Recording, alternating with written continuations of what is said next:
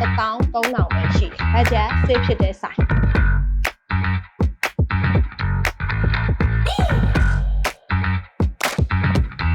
ဒီကနေ့နေမှုရတာလားငယ်ငယ်ရမ်းပေါ်ကြချက်ချင်းငန်းငန်းဆက်ဆက်အဲ့လိုရတာ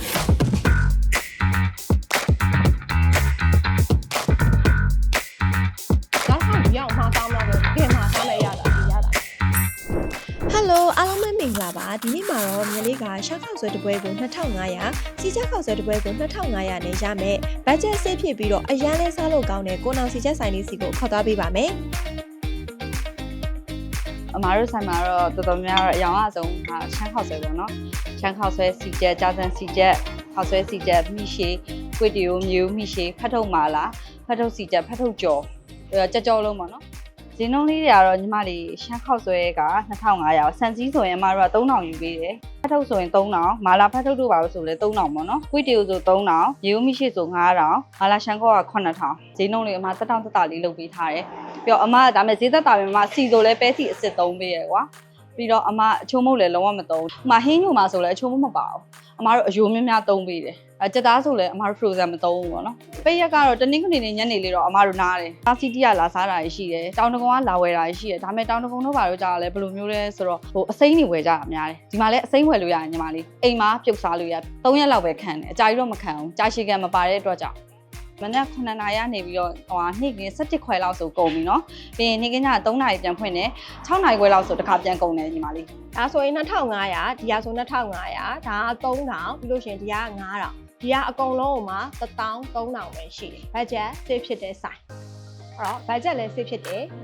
ပါဝင်တဲ့ပိုရှင်းကလည်းများတယ်ဆိုတော့အရသာအကောင်းလားဆိုတော့နည်းနည်းမြည်ကြည့်လိုက်ဒါကတော့စီချက်ပါခောက်ဆွဲသားအကောင်းမှမြင်လေးကစီချက်ကိုစားအောင်ဒီမှာဆိုလို့ရှိရင်ခောက်ဆွဲသားအဲ့လိုမာလည်းမမာဘူးအရင်ကပျော့ပြင်းနေရမျိုးမဟုတ်ခဲနဲ့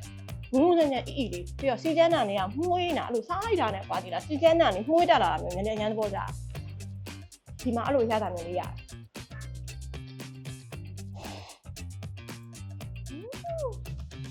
ပြီးတော့ဒီဆိုင်ထူကြချက်ကသူကအချုံမုံလုံးဝမလုပ်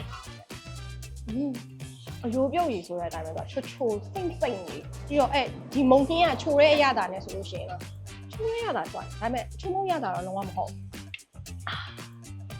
ရှမ်းခောက်ဆွဲပါရှမ်းခောက်ဆွဲဆိုလို့ရှိရင်မြလေးကလို့စံစည်းနေပဲစားတယ်အဲ့လိုစီစီဆိုတော့စီရတာလေးကြိုက်တယ်ရှမ်းခောက်ဆွဲကိုစံစည်းဖက်နဲ့မှာထားပါဆက်ကြည့်ပါမယ်ဟွာတော့ဒီမှာကြက်သားနဲ့ပဲရသေးတယ်ပြောတယ်အဲ့တော့မြလေးအကုန်လုံးကြက်သားနဲ့ပဲမှာထားရတာစီလေးနဲ့မရုပ်ပြီးခဲ့တာတော့နည်းနည်းလေးတော့ဆက်ဒါပေမဲ့နောက်တစ်ခေါက်ဒီအောင်မှားစားမလားဆိုတော့တကယ်မှားစားမဲ့ရတာဒီရတာဒါကတော့ကွတ်တီကိုတော့ပါကွတ်တီကိုတော့ဆိုလို့ရှိရင်ဒီမှာသူတို့ကဒါဒီမှာလောက်တဲ့ကြက်သားလုံးတော်တော်လုံးအကြီးကြီးပဲဒီရရင်စားကြည့်ကြကြက်သားလုံးကလည်းဖွားဖွားရင်းမဟုတ်တော့အသားကြစ်လေးနဲ့လုပ်ပေးထားပါမယ်ကွတ်တီကလေပုံမှန်ဆိုလို့ရှိရင်အဲ့လိုငန်းငန်းချိုပဲစားဘူးလားဒီရက်ကွတ်တီကအချင်းရတာလေးမှနည်းနည်းရချင်းငန်းငန်းဆက်အဲ့လိုရတာမျိုးဒီအဲ့လိုမျိုးညုံးရှည်တောက်လို့ရှိရင်အဖက်ထက်အရေနဲ့အရွက်တွေအသားတွေကိုတောက်တဲ့သူလို့ဆိုတော့ဒီမှာဆိုလို့ရှိရင်အဲ့လိုမျိုးဒီခောက်ဆွဲပတ်လည်းပါတယ်ဆိုပဲပေါ့အရေကိုရှိများထည့်ပြီးဟာအဲ့လိုရေများဖြစ်တဲ့မျိုးမရှိမျိုးလည်းပိုကြိုက်တော့ကွတ်တီပဲ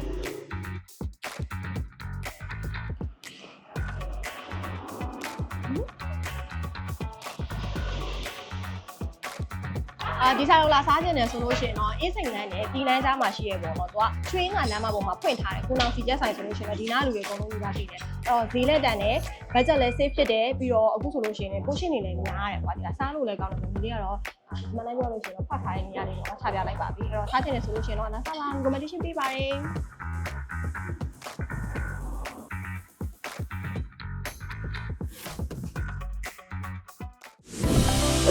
်